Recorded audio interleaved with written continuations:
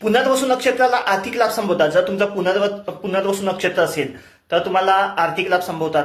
कुठून तरी आर्थिक फायदा होऊ शकतो. आता पुनर्वसू नक्षत्र पहिले 3 चरण हे मिथुन राशीत येतात आणि शेवटचं चरण आहे ते कर्क राशीत येतात. त्यामुळे मिथुन आणि कर्क रास जर तुमची असेल, त्यातून जर तुमचं पुनर्वसू नक्षत्र असेल तर तुम्हाला आर्थिक लाभ होऊ शकतात. साधारण हा महिना आणि पुढे फार तर 1-2 ऑगस्ट पर्यंत हा जो पिरियड आहे ह्याच्यात तुम्हाला आर्थिक लाभ होऊ शकतात. आर्थिक लाभ म्हणजे कसेही होऊ शकतात. एखाद्या ठिकाणी तुम्ही नोकरीचा पगार वाढवू शकते, प्रमोशन होऊ शकतं, चांगल्यापैकी तुमचा व्यवसाय वाढू शकतो या पिरियडमध्ये 1-2 ऑगस्ट पर्यंत.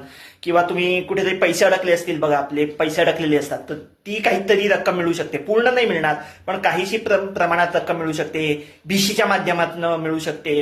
एखादी पॉलिसी काढली असेल त्या मार्फत किंवा शेअर मार्केट म्हणा, लॉटरी, कुठल्या ना कुठल्या मार्गाने तुम्हाला आर्थिक लाभ होऊ शकतं. पुनर्वसू नक्षत्र पहिले 3 चरण मिथुन राशीत येतात आणि शेवटचं चरण कर्क राशीत येतं.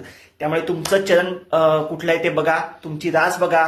जर पुनर्वसू नक्षत्र असेल तुमचं तर तुम्हाला आर्थिक लाभ होण्याची संभावना आहे. अर्थात मी सगळं ढोबळमानाने सांगतो, प्रत्येकाच्या बाबतीत हे तंतोतंत जुळेलच असं नाही. तरी पण तुम्ही तुमचे प्रयत्न चालू ठेवा, देवावर विश्वास ठेवा, पुढे सगळं काही छान होणार आहे. All the best.